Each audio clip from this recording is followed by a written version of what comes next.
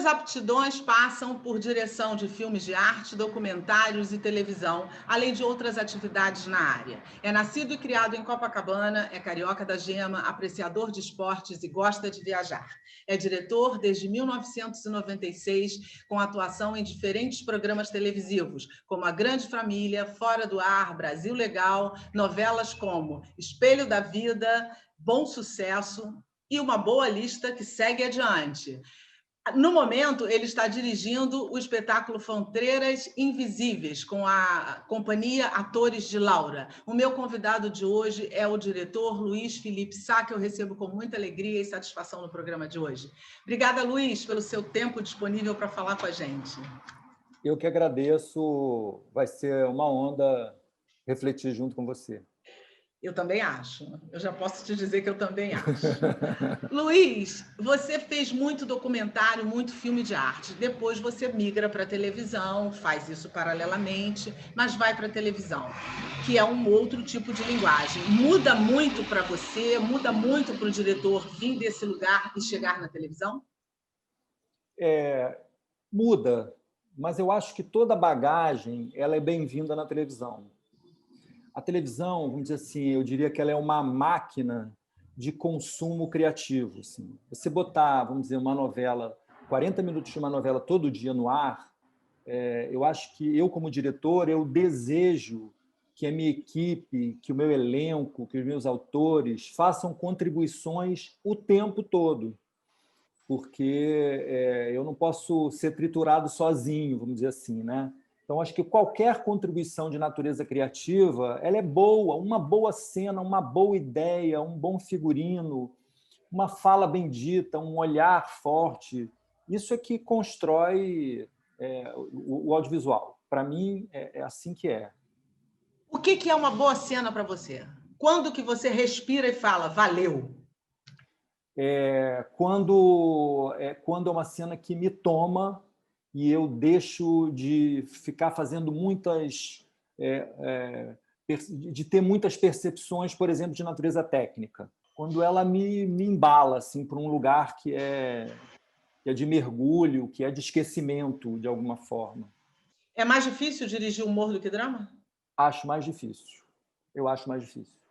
Acho que tem por conta da precisão, me parece. Assim.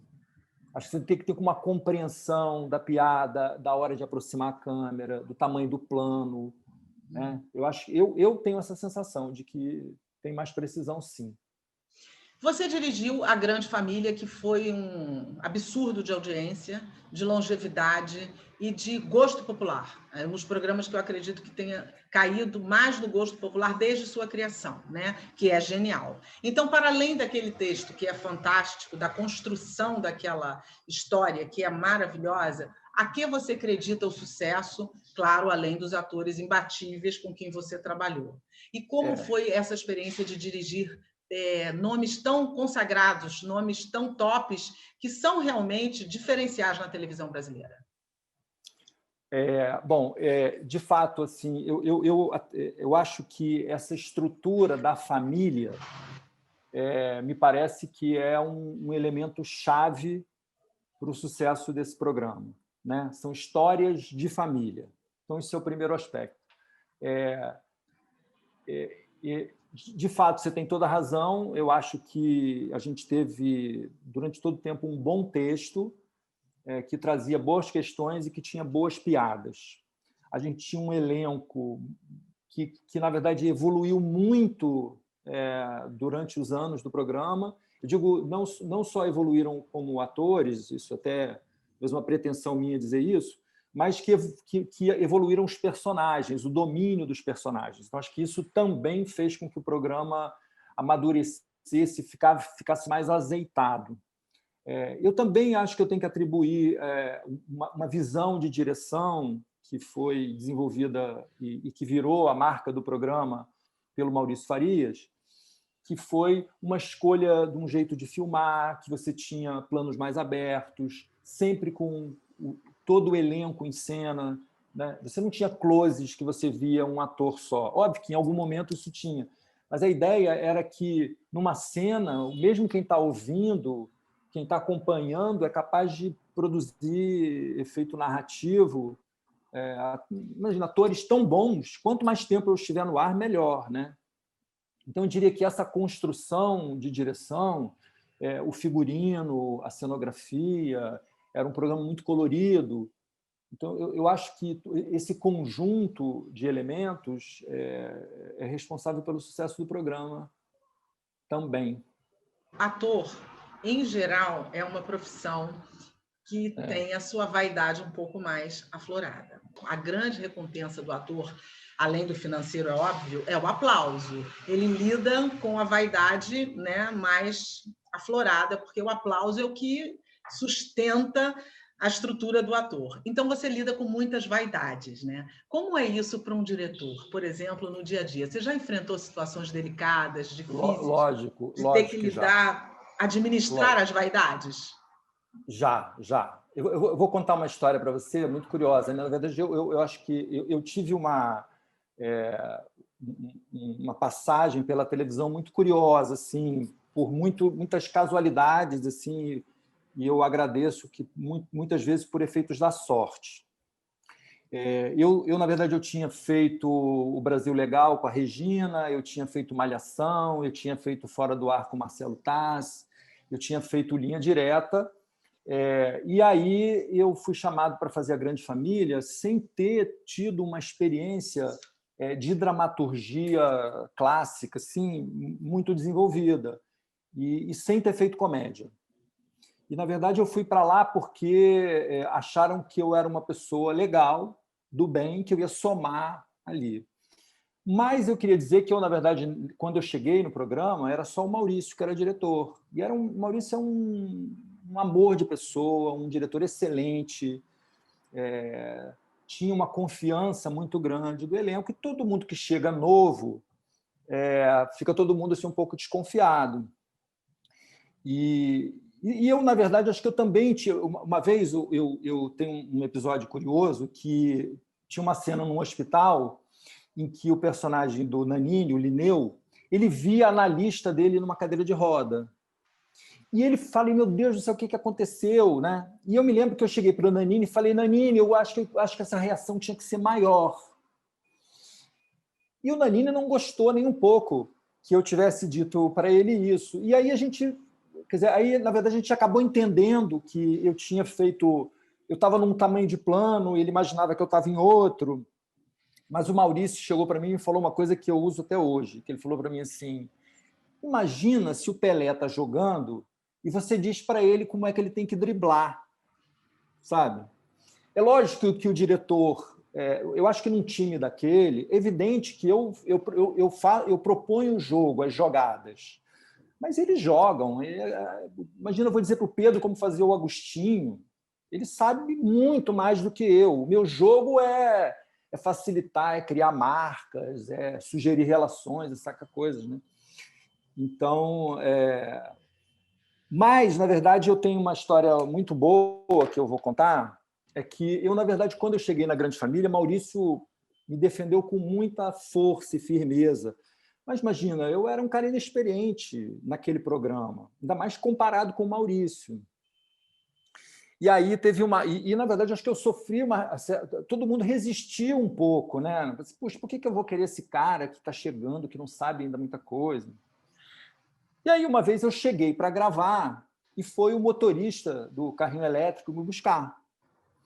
E, assim, sem desrespeitar nem um pouco o ofício do motorista do carrinho elétrico, mas ele, assim, vamos dizer assim, né, seria um cara, uma função menos determinante no programa. E aí eu entrei no carrinho, sentei com ele, e aí ele chegou para mim e falou assim, puxa, seu Luiz Felipe, admiro muito o senhor. E eu estava num momento frágil no programa, assim, sabe? Meio sendo testado, né? Com dificuldade mesmo, equipe resistindo, muitas resistências a mim. Ele falou, puxa, realmente eu admiro muito o senhor é uma pessoa muito firme. E eu, né, fui me enchendo, né? Aí ele falou assim, olha, o senhor realmente é uma pessoa muito firme. Ninguém gosta do senhor e o senhor lá firme. Ele me disse isso na lata. Eu, nesse dia, Rogério, eu cheguei em casa, a minha mulher olhou para mim e falou assim, o que aconteceu? Sabe?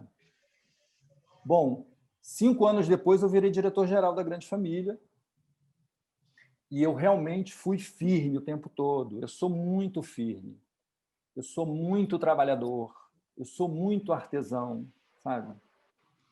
E imagino, eu tive muita vergonha dessa história, hoje em dia eu já não tenho mais. Você realmente é um diretor assim bem democrático e maleável? É assim que funciona o teu processo com os seus atores? Eu sou democrático e não só com os atores, com a técnica. O que não quer dizer que eu não seja duro. Eu, às vezes, sou muito duro, muito duro.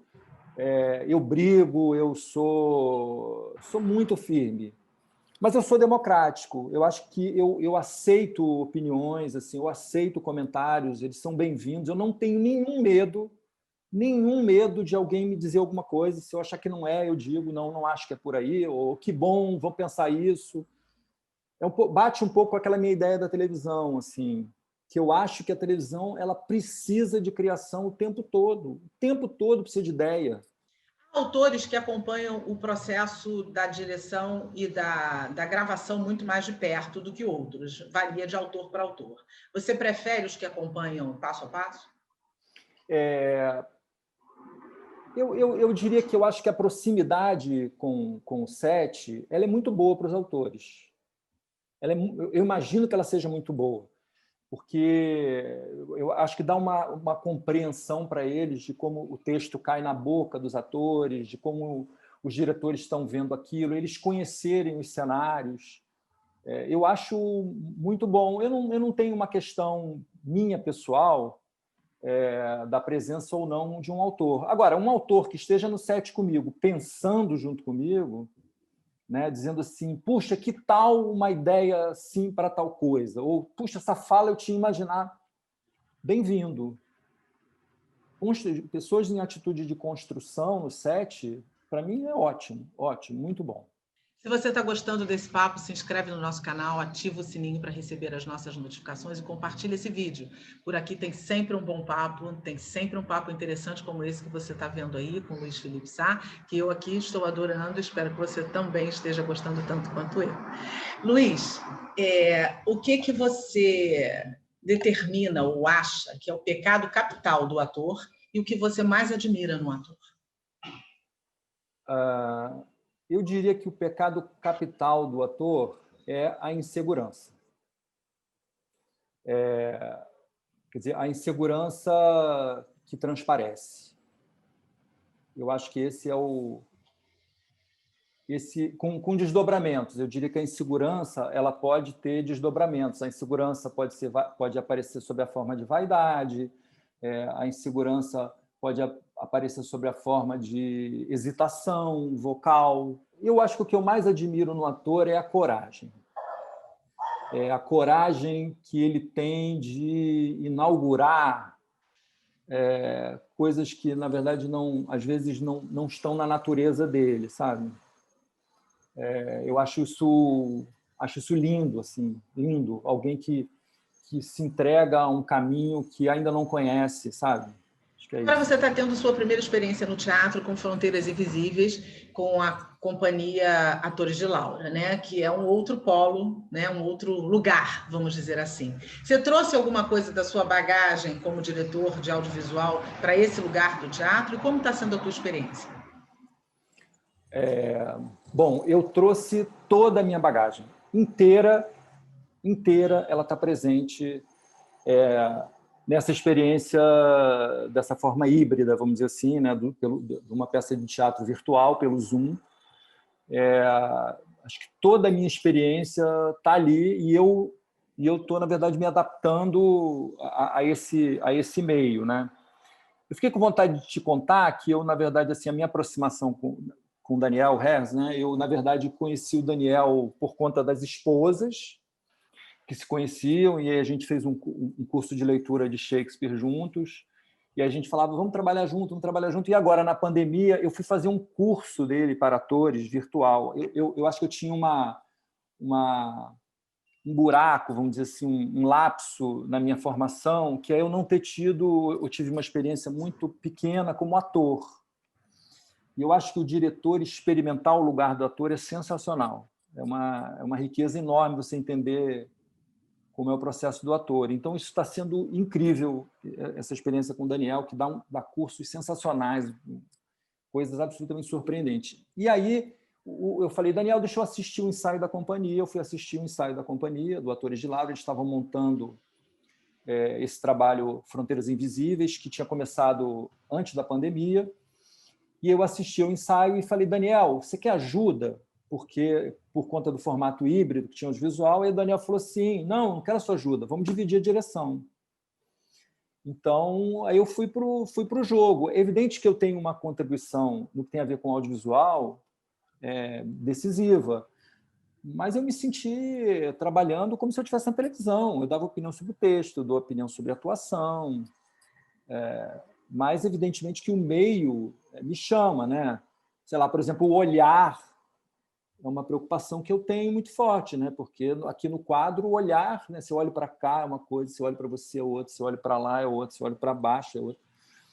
Então, tem coisas específicas do meio que eu trabalhei, mas eu vim com tudo. E conta um pouco do espetáculo. Bom, Fronteiras Invisíveis, como o nome diz, né? A gente pensa, vou entrar num exemplo. Se você vai de um país para o outro, existe uma fronteira ali que ela está demarcada, ela tem uma cancela, ela tem um guarda, e você entende claramente quando você está de um lado e quando você está do outro. Só que essa pesquisa que a companhia começou a desenvolver, ela começou a perceber que existem fronteiras que não estão claramente demarcadas e que a gente cumpre ou cumpre mais ou menos, né? Então, para dar o exemplo, vamos dizer assim, da peça, né? Vamos dizer, a gente tem uma cena em que um personagem diz que ele se vê como pardo. E um alter ego dele diz, não, no Brasil não existe pardo. No Brasil existe preto e existe branco. Então, que fronteira, vamos dizer, é essa? É uma fronteira que ele pode ter dentro dele mesmo. Vamos dizer assim, né? É perceber que eu quero ter uma visão positiva de mim, da formação racial brasileira, mas existe também uma crueza que marca o Brasil como pessoas que têm e pessoas que não têm, entre pessoas brancas e pessoas pretas. Então, é uma fronteira que a gente faz um trabalho para ver se ela se torna um pouco mais visível. De quem é o texto? O texto é uma criação coletiva do próprio grupo, da própria companhia. Da própria companhia e da gente que está ali agora trabalhando. Entendi. Todos contribuímos de uma forma ou de outra. E para assistir, como as pessoas fazem? Tá sendo pelo streaming, né? E que dias e que horários? O espetáculo Fronteiras Invisíveis ele vai ao ar aos domingos, sempre aos domingos, às 8 horas da noite.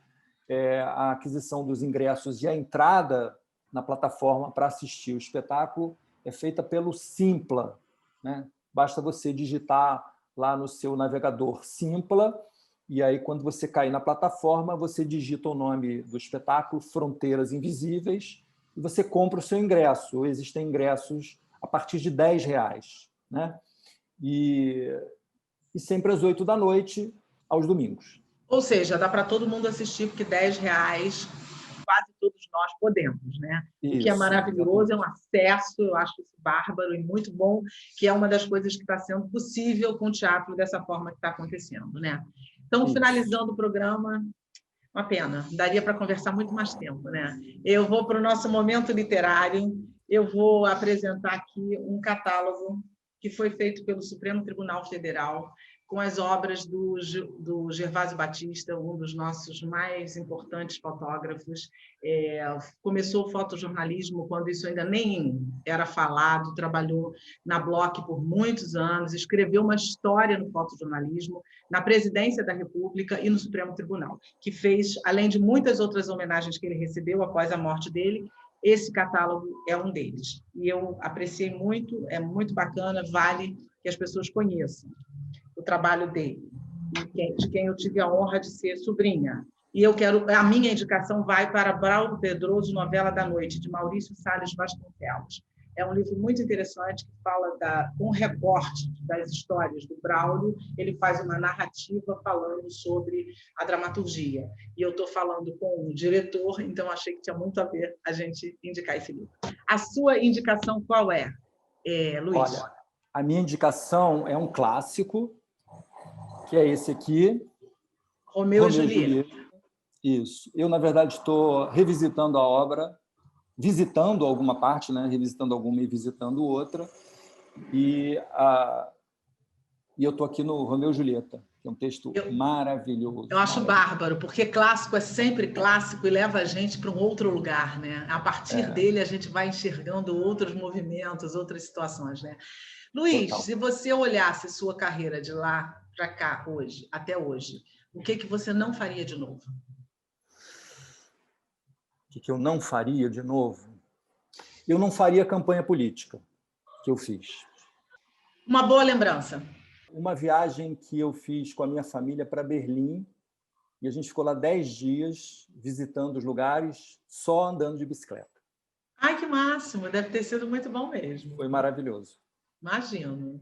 Se você está gostando do nosso papo, se inscreve aqui no nosso canal, ativa o sininho, compartilha o vídeo. Não deixa de fazer isso não, que sempre tem um bom papo passando por aqui. Seu lado B qual é, Luiz? Meu lado B é gostar muito de andar de bicicleta. Eu sou capaz de passar um dia inteiro andando de bicicleta pelo Rio de Janeiro. Seu aplauso vai para aqui ou vai para quem?